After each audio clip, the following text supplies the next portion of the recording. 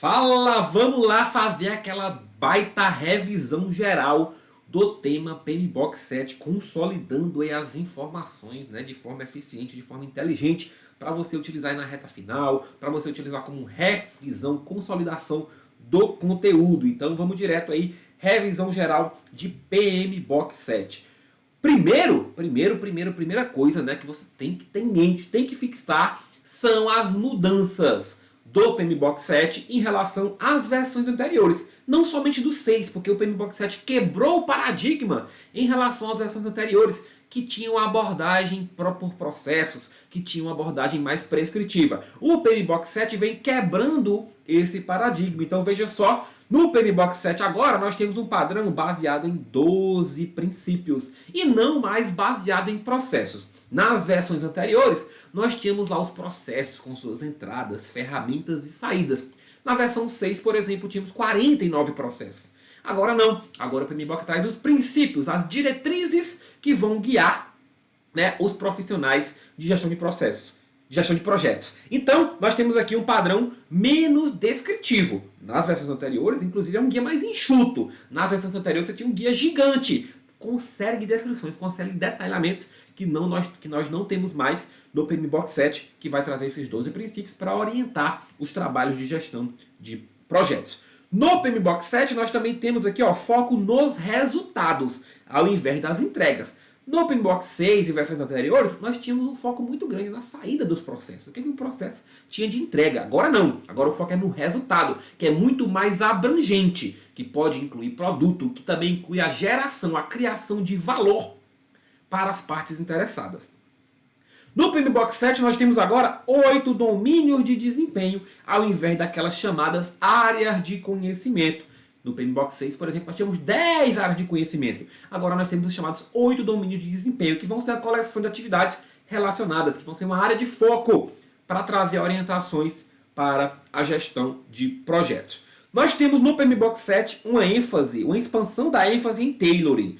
Na versão anterior, versão 6, a gente já tinha algumas sessões, alguns trechos falando sobre tailoring. O que é o tailoring? É a adaptação da gestão de projetos, do que é trazido no modelo, para a realidade, para o contexto organizacional. Só que agora no PMBOK 7 isso é expandido, não só com um princípio para tratar do tailoring, como também uma sessão dedicada para explicar o tailoring e como que ele pode auxiliar na implantação da gestão de projetos. E nós tivemos também a criação da plataforma PMI Standards, né, plataforma aí, digital, para trazer mais alguns elementos, né, artefatos, processos, para os profissionais da gestão de projetos, né? Mostrando de maneira, né, direta que a relação, a diferença entre a sexta edição e a sétima edição, embora eu tenha dito para vocês que a sétima ela quebra paradigma praticamente em relação a todas as versões anteriores.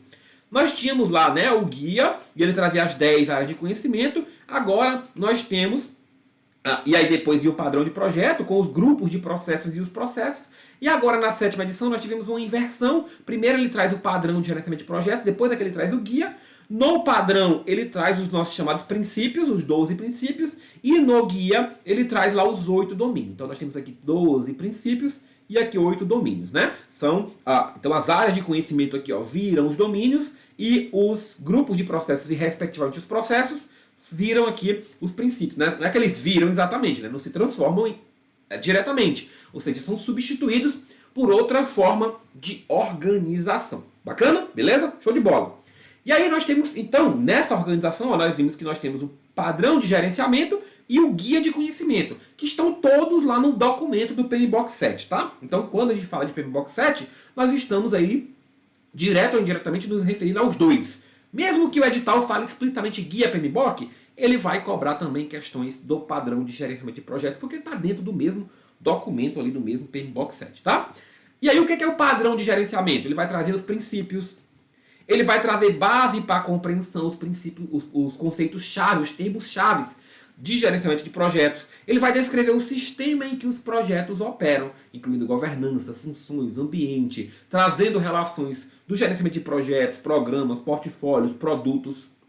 E dentre os termos-chave trazidos pelo PMBOK, é fundamental que a gente saiba a conceituação de cada um deles, porque são várias questões que vão abordar esses conceitos às vezes tentando fazer você confundi-los. Então, o que é um produto? Um produto é um artefato produzido, quantificável. Ele pode ser um item final, ou seja, vai sair lá no final do projeto, ou ele pode ser um item componente que vai ser insumo para alguma outra atividade do projeto. Então, esse é um produto. O que é um projeto? Aí se liga demais aqui na conceituação de projeto, que essa é a campeã dos conceitos, né? Então, é um esforço temporário. Por que é temporário? Porque tem um início e um fim bem definidos. É diferente de uma operação, que é contínua, que não tem um fim determinado. O projeto tem um fim determinado.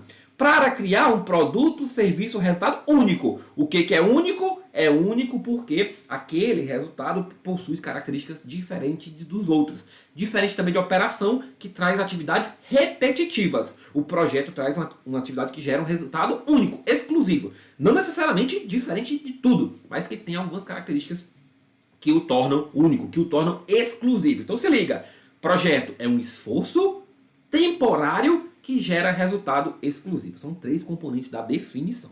E os projetos, eles podem ser gerenciados de 3 formas. De forma autônoma, ou seja, o projeto sozinho, separado, dentro de um programa ou dentro de um portfólio. E aí vamos entender o que é um programa e o que é um portfólio. O que é um programa? É um grupo relacionado de projetos, de subprogramas, de atividades que tem a relação entre si, né? Por isso que é um grupo relacionado, que tem alguma coisa em comum, uma capacidade em comum, um objetivo em comum, que são gerenciados em grupo para quê? Para que a gente tenha algum benefício que não estariam disponíveis se a gente fizesse a gestão de forma individual. E o portfólio é um conjunto de projetos, de programas, de subportfólios para alcançar, né, que são gerenciados para alcançar objetivos estratégicos, né? Objetivos estratégicos. Então, o portfólio, nós costumamos dizer, nós costumamos ter um portfólio organizacional, ou seja, é o grupo de projetos, programas e subportfólios daquela organização que vai ser gerenciado para ter o máximo valor e que para ter o cumprimento dos objetivos estratégicos. Então você pode ter portfólio com vários programas dentro,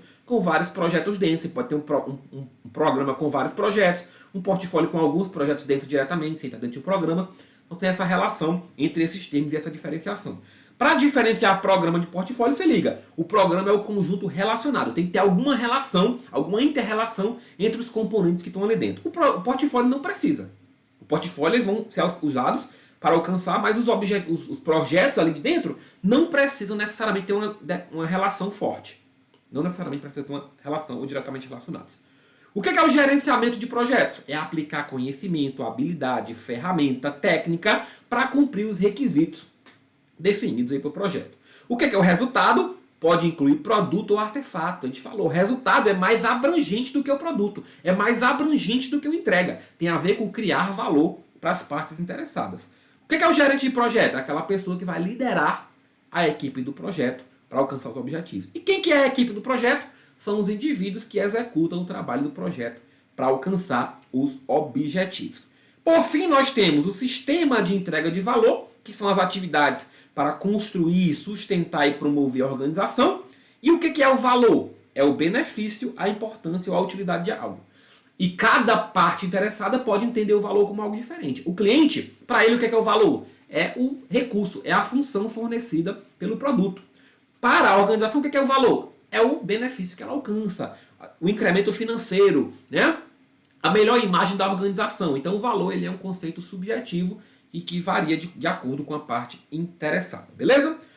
Olha lá, o sistema de entrega de valor, né? Sistema de entrega de valor. Então, nós temos que ele é formado por vários componentes. Portfólios, programas, projetos, produtos, operações, que vão ser usados ou individualmente, ou principalmente aí, coletivamente, para que a gente entregue valor para as partes interessadas. E qualquer um dos projetos ou programas vai poder incluir produtos. E quem que são as operações? As operações são aquelas atividades repetitivas, contínuas. E elas vão apoiar os portfólios, os programas, os projetos e até as funções de negócio. E os portfólios, programas e projetos podem se apoiar entre si, assim como também apoiar as operações ou influenciar as operações. Então é uma cadeia interligada, né? São componentes que se interligam para a criação de valor para as partes interessadas. Outro sistema que o PMBOK traz é o sistema de governança, que vai trabalhar junto com o sistema de entrega de valor para permitir que os fluxos de trabalho sejam mais tranquilos para gerenciamento de decisões, para gerenciar questões relativas à gestão de projetos. Trazendo aí um framework com funções, processos para orientar atividades, supervisão, controle, ativação, avaliação de valor, integração, fornecendo estrutura inclusive para avaliação de mudanças, de questões e de riscos. Quais que são as funções associadas aos projetos? São as funções necessárias para que o projeto seja executado com eficácia e eficiência. A gente falou aqui de duas. O gerente de projeto, que é a pessoa designada, né, para liderar a equipe, e a própria equipe que faz ali os trabalhos do projeto. E aí, dependendo de você ter essa figura do gerente ou não, nós falamos em coordenação descentralizada ou centralizada. Se nós temos o gerente de projetos, ele está atuando numa coordenação centralizada, ou seja, tem uma liderança e orientação de alguém designado, desse gerente de projetos. Se a equipe não tem um papel de gerente de projetos e todos os membros se auto-organizam, se autogerenciam, nós temos a coordenação descentralizada. Agora, cuidado, porque na centralizada, nós podemos também ter, mesmo tendo a figura do gerente de projetos, nós podemos ter equipe auto-organizada para desenvolver partes do trabalho. Ou seja, a forma centralizada aceita que partes do trabalho sejam executadas por equipes autogerenciadas. Os projetos estão inseridos num ambiente maior, que está sujeito a diversos fatores, a influência de diversos fatores. Dentre eles, vários fatores internos e vários fatores externos. Aqui, a título exemplificativo, nós temos como fatores internos ativos de processo, documentação de governança, ativos de dados, ativos de conhecimento, proteção e segurança, cultura, estrutura e governança organizacional, distribuição geográfica, infraestrutura, o software da TI, a disponibilidade de recursos e a capacidade dos funcionários. Ou seja, está tudo dentro do contexto da organização, do contexto do projeto, né?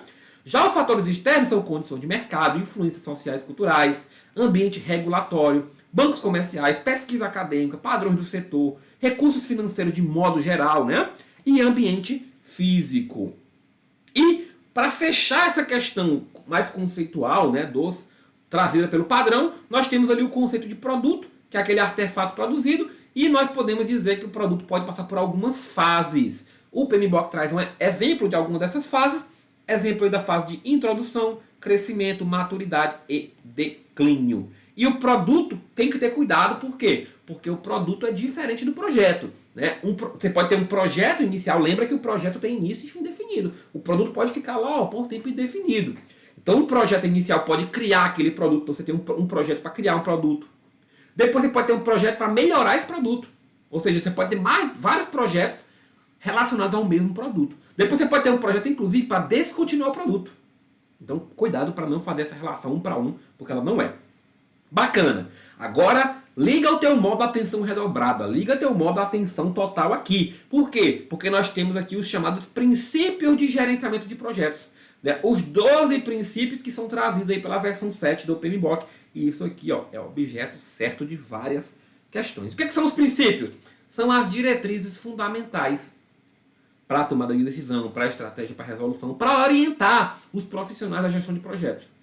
Se liga, porque os princípios não são de natureza prescritiva. Eles não obrigam que ninguém faça, que ninguém os cumpra e nem da forma como eles são descritos. Eles estão alinhados ao código de ética e à conduta profissional. Inicialmente, pessoal, internamente esses princípios são uniformes, ou seja, não tem relevância maior para um ou para outro. Porém, na prática, na hora de aplicar esses princípios na organização, na gestão de projetos, pode haver situação em que um seja mais valorizado do que outro. E o PMBOK consolida isso dizendo o seguinte, olha, os princípios definidos do PMBOK não possuem nenhuma ponderação, nenhuma ordem específica. Ele lista os 12 princípios, descreve esses princípios, mas ele não os traz em nenhuma ordem de relevância, em nenhuma ordem de importância, em nenhuma ordem de implementação. Não tem ponderação, não tem peso, não tem ordem específica. Pode acontecer na situação prática de a organização valorizar mais algum princípio do que outro, sobrepor um princípio em relação a outro. Mas, na teoria do PMBOK, o PMBOK por si só não define nenhuma ordem de importância. E quais que são esses 12 princípios? Se liga, esse aqui tem que fixar, meu povo. Tem que fixar, porque são muitas as questões que cobram e vão cobrar. Quais são os 12 princípios aí de gerenciamento de projetos do PMBOK 7. Então vamos lá. Ó. Seja um administrador diligente, respeitoso e atencioso. Crie um ambiente colaborativo para a equipe do projeto. Envolva-se de fato com as partes interessadas. Concentre-se no valor. Reconheça, avalie e reaja às interações do sistema. Demonstre comportamento de liderança. Faça adaptação de acordo com o contexto. Aqui é o tailoring. Crie qualidade nos processos e nas entregas. Navegue pela complexidade. Otimize respostas aos riscos. Adote capacidade de adaptação e resiliência. Aceite a mudança para alcançar o estado futuro. Então você tem que saber quais são os 12 princípios do gerenciamento de projetos. E nem dá para chorar muito, porque na versão anterior você tinha que decorar 49 processos. Agora você tem que saber só 12 princípios. Então melhorou muito o trabalho aqui, né, do concurseiro. Beleza? Em resumo, né, para falar algumas frases de destaque de cada um desses princípios, então vamos lá. Seja administrador diligente, respeitoso e atencioso. Os administradores vão agir com responsabilidade para realizar a atividade com integridade, cuidado, confiabilidade, mantendo conformidade com as diretrizes, demonstrando amplo compromisso com os impactos financeiros, sociais e ambientais do projeto. Quando você fala em criar ambiente colaborativo, nós estamos dizendo que as equipes que são do projeto, né, vão ter ali diversas habilidades, diversos conhecimentos, experiências. Eles são equipes multidisciplinares que vão trabalhar de modo colaborativo para cumprir os objetivos de maneira eficaz e de maneira eficiente. Envolver com as partes interessadas tem a ver com engajar essas partes interessadas de forma proativa, na medida necessária para que elas contribuam com o projeto e para que fiquem satisfeitas. Concentrar no valor é avaliar e ajustar o comportamento, o alinhamento do projeto aos objetivos de negócio, ao benefício, ao valor pretendido. Reconhecer, avaliar e reagir à interação tem a ver com responder às circunstâncias dinâmicas do projeto, dos ambientes, dos fatores que o influenciam e que ele influencia. Lembrando que esse sistema aqui é sentido amplo. O projeto é um componente dentro de outros, de um ambiente, dentro de um ambiente maior, que pode estar dentro de outros componentes e pode inclusive ter subcomponentes. Demonstrar comportamento de liderança, não só para o gerente de projetos, mas para todos os membros da equipe. Fazer adaptação de acordo com o contexto, tailoring, criar uma abordagem de desenvolvimento adequada para o contexto, nos objetivos das partes interessadas, adaptar o que for necessário, a usar um processo apenas o suficiente para atingir o resultado, ou seja, não usar processos muito robustos que seriam além do que se precisa para aquela situação concreta. Criar qualidade nos processos e nas entregas. Manter o foco na qualidade para produzir entregas que cumpram o objetivo e que alinham necessidade e aceitação das partes interessadas. Navegar pela complexidade, entender que os projetos são complexos e você vai ter que se adequar a isso e fazer planos para que a equipe consiga um sucesso mesmo nesse ambiente complexo. Otimizar a resposta ao risco, né? Avaliar constantemente a exposição a esse risco. Adotar capacidade de adaptação, ou seja, criar capacidade para o ambiente de mudanças. E resiliência, que é o quê? Se recuperar de contratempos, né? Conseguir absorver o impacto e se recuperar. Aceitar a mudança para alcançar, ou seja, preparar para mudar. Sair de um estado A para um estado B, de um estado atual para um estado futuro. Beleza? Esses são os 12 princípios trazidos aí pelo PMBOK 7. E aí, o segundo, né? O segundo tema-chave, que na verdade eu diria que é até o mais cobrado, são os domínios de desempenho trazidos aí pelo PMBOK 7. O que é um domínio de desempenho de projeto? Ele é um grupo de atividades relacionadas, que estão relacionadas aí a uma área de foco, que vão trabalhar de maneira única, ou seja, são 8 princípios que vão trabalhar de maneira única, de maneira uníssona, formando um sistema integrado para alcançar os resultados aí do projeto, tá? E da mesma forma que os princípios, os domínios não possuem também ponderação ou ordem específica. O PMBOK vai trazer, né, a descrição ali dos 8 domínios, mas não há nenhuma ordem específica para aplicá-los ou para utilizá-los. E quais são esses 8 domínios de desempenho? É o segundo principal slide aqui que você tem que saber, né? Quais são os 8 domínios de desempenho do PMBOK 7? Então, partes interessadas, equipe, abordagem de desenvolvimento e ciclo de vida, planejamento, trabalho do projeto, entrega, medição e incerteza. Com essa figurinha aqui, E com essa figurinha dos princípios, você já vai acertar muita questão de PMBOK 7. Então se liga nelas. É aquela coisa que tem que fixar e não tem jeito, tem que decorar e não tem jeito, tá? Então beleza. Os domínios, as questões costumam entrar um pouquinho a mais nos elementos trazidos, nas descrições trazidas pelo PMBOK. Então vamos lá, passar rapidamente por cada um deles, lembrando que aqui é nosso foco de revisão geral, trazendo aqueles elementos principais, né? Então, o domínio de desempenho de partes interessadas. Primeiro, o que é uma parte interessada? É qualquer indivíduo, grupo ou organização que pode afetar ou ser afetado aí por um projeto, por uma atividade de projeto. Esse domínio, então, vai ter que trabalhar com essas partes interessadas para manter o seu alinhamento e engajá-las, promovendo relacionamentos positivos. Tem várias etapas para engajar as partes interessadas. O PMBOK traz um exemplo que é identificar essas partes interessadas, compreendê-las, analisá-las, priorizá-las, engajá-las e monitorá-las.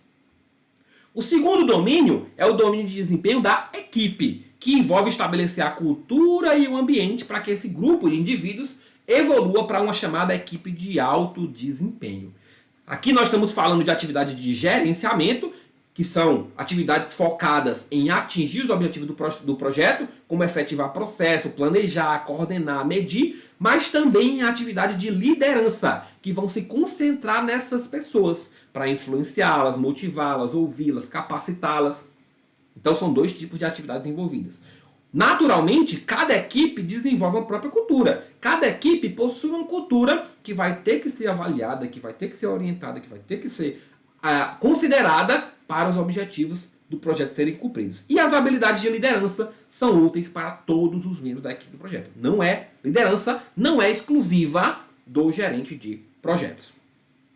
Nos domínios de desempenho, nós temos aqui o domínio de abordagem de desenvolvimento e ciclo de vida, que vai estabelecer essa abordagem, a cadência de entrega e o ciclo de vida para otimizar os resultados dos projetos. E quando a gente fala de cadência de entrega, a gente está falando basicamente, né, de quantas entregas e de como as entregas serão realizadas. Então, num projeto, nós podemos ter uma única entrega ao final. Nós podemos ter entregas múltiplas em vários momentos, né? Nós vamos ter mais de uma entrega naquele projeto. Nós podemos ter entregas periódicas, que também são entregas múltiplas. Só que com programação fixa, ou seja, eu vou ter uma entrega a cada mês, a cada 2 semanas, a cada bimestre. Então é também uma entrega múltipla, só que agora com programação fixa. E nós temos a entrega contínua, que continuamente que nós temos, né, a entrega imediata de incrementos. Então a funcionalidade vai saindo, o produto, o requisito vai sendo cumprido, já vai sendo colocado ali para o cliente, né? Inclusive para ele dando feedback e testando, etc. Então isso é a entrega contínua.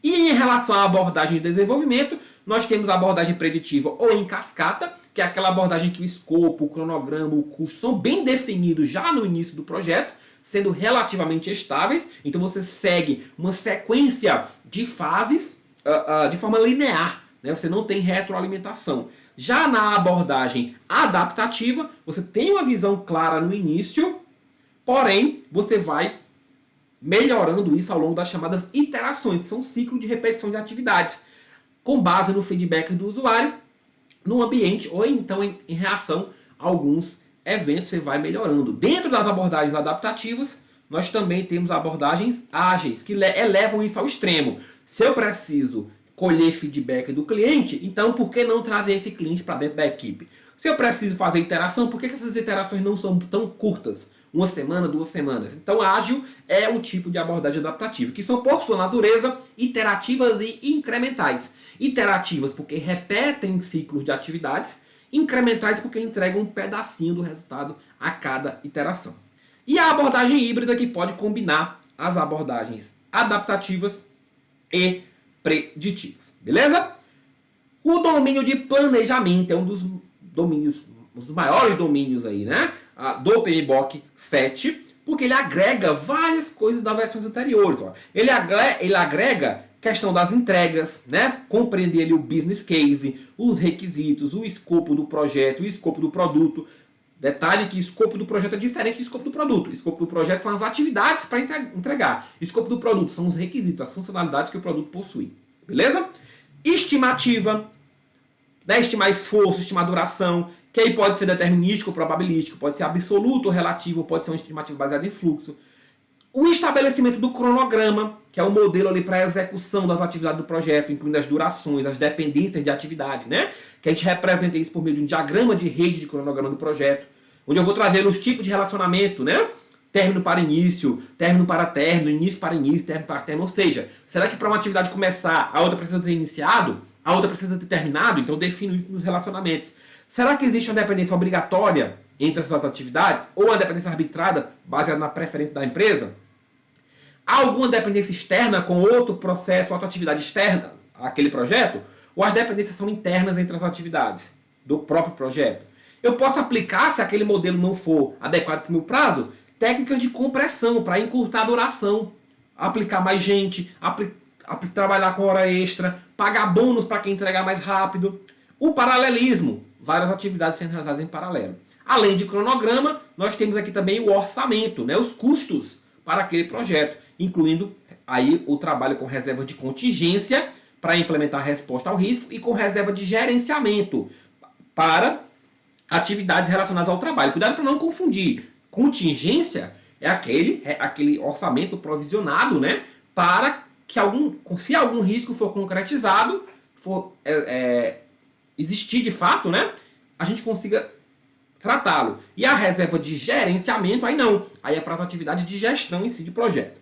Além disso, o domínio do planejamento também inclui, né, planejamento da composição da equipe, planejamento da comunicação, planejamento de recursos físicos, de aquisições, de mudanças, o estabelecimento de métricas e o alinhamento das atividades das interfaces para integração disso com o projeto.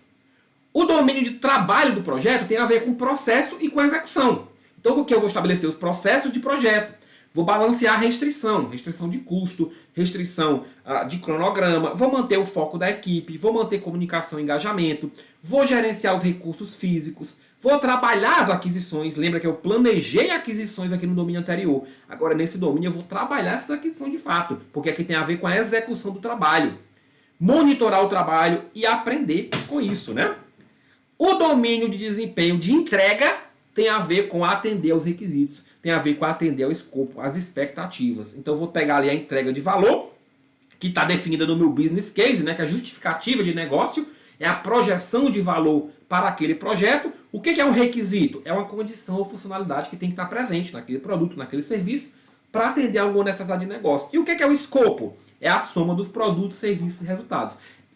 Esse escopo, nós temos que citar aqui a nossa querida EAP, Estrutura Analítica do Projeto, que é a decomposição desse escopo de forma hierárquica, ali nos chamados pacotes de trabalho. Você tem o escopo geral do projeto e você subdivide de forma hierárquica esse escopo na chamada estrutura analítica do projeto.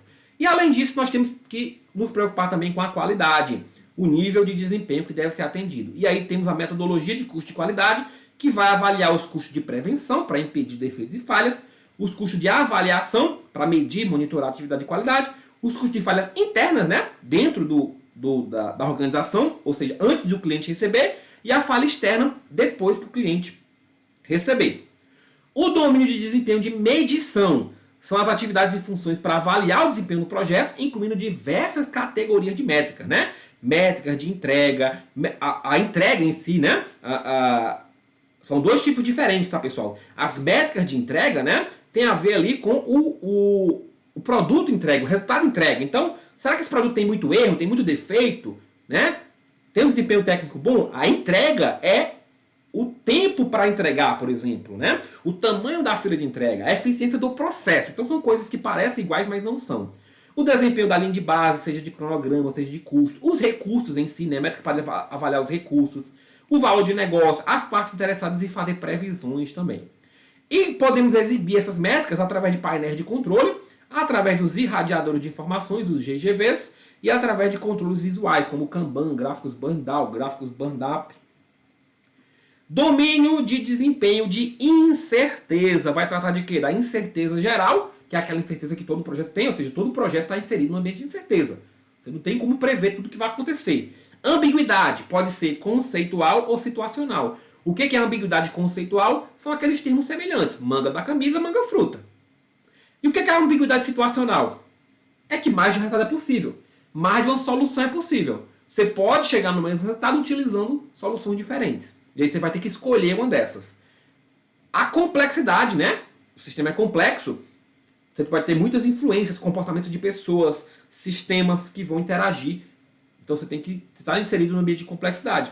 A volatilidade, que são as flutuações contínuas, e o risco, né? E o risco, que é aquele evento ou condição incerta que vai provocar ou um efeito negativo ou um efeito positivo. Se for um efeito negativo, a gente chama de ameaça. Se for um efeito positivo, nós chamamos de oportunidade. E aí vale lembrar os mecanismos de tratar, de responder a esses riscos, né? Se nós temos uma ameaça, nós podemos lidar com 5 estratégias. Nós podemos prevenir esse risco, que é para tentar eliminar ou proteger o ativo. Nós podemos escalar quando não está na nossa alçada. Nós podemos transferir para um terceiro, uma seguradora, por exemplo. Nós podemos mitigar esse risco, que é para reduzir a probabilidade de impacto. E nós podemos simplesmente aceitar de maneira reativa, não fazer nada, no máximo estabelecer uma reserva de contingência. Para a oportunidade também nós temos 5 opções. Nós podemos explorar para tentar aumentar a chance daquele risco acontecer. Nós podemos também escalar, porque não está na alçada, precisa de um nível hierárquico superior. Nós podemos compartilhar para que outra equipe, outra empresa consiga nos ajudar melhor a aproveitar o benefício. Nós podemos melhorar para aumentar a probabilidade de ocorrer ou impacto. E podemos simplesmente aceitar de forma proativa e torcer para que aconteça também, tá? Então, resumindo aqui os 8 domínios, né? Partes interessadas, vamos trabalhar essas partes para manter o alinhamento e engajá-las. Equipe, vamos estabelecer cultura e ambiente para esse grupo evoluir para uma equipe de alto desempenho. A abordagem de desenvolvimento e ciclo de vida, né? Vamos estabelecer essa abordagem, a cadência de entrega. O planejamento, bem amplo, organizar, elaborar, coordenar o trabalho do projeto durante todo o projeto. O trabalho do projeto, vamos estabelecer processo e fazer a execução do trabalho. A entrega, vamos atender requisito, vamos atender escopo. A medição, vamos avaliar desempenho. E a incerteza, vai abordar vários aspectos de incerteza aí, incluindo o risco. Bacana? Beleza? Então se liga nesses domínios aqui, ó, porque muita coisa, muita questão é e vai ser abordada disso daqui. Em relação ao tailoring, vale a gente citar, né, e definir o que é o tailoring, que é a abordagem, a definição, né, a adaptação da abordagem, da governança, dos processos, para torná-los para aquele ambiente. Ah, será que no meu ambiente é melhor utilizar ali um modelo preditivo ou é melhor utilizar um modelo adaptativo? Essa é uma decisão que pode ser tomada baseada no contexto, não só da organização, mas no contexto do próprio projeto. Vão ter projetos que vão ser melhores executados, melhores aproveitados se utilizando o modelo preditivo. Se o projeto de repente não tiver tanta mudança, já tiver com requisito bem definido, você pode usar o modelo preditivo. Se não, se é um ambiente mais incerto, talvez é melhor utilizar um modelo adaptativo. Então isso tem a ver com tailoring, tem a ver com adaptação. Então vamos estar ali considerando a abordagem de desenvolvimento, dos processos, ciclo de vida. Vamos estar ali, né? Conduzindo os princípios orientadores, envolve o contexto, as metas, o ambiente, equilibrando demandas, ajustando melhor a organização, o ambiente e as necessidades e gerando benefícios diretos e indiretos. E por fim, pessoal, o PMBOK 7, ele não descreve os modelos, as ferramentas, as técnicas, os artefatos de maneira profunda, como as versões anteriores o faziam. Mas ele os cita, e aí é importante a gente ter uma noção deles. Então, olha só, os modelos, ele diz que são visões simplificadas de uma realidade, de um cenário. Quais são os modelos mais comuns? Liderança situacional para comunicação, modelos motivacionais, modelo de mudança, modelo de complexidade, modelo de desenvolvimento da equipe. Em relação aos métodos, nós podemos citar métodos para coleta e análise de dados, incluindo o benchmark, a folha de verificação, que é o checklist, né? A análise de árvore de decisão, matriz de probabilidade de impacto dos riscos, vai definir, vai cruzar, né, a probabilidade versus os impactos daquele risco. Análise SWOT, para analisar forças, ameaças, fraquezas e oportunidades.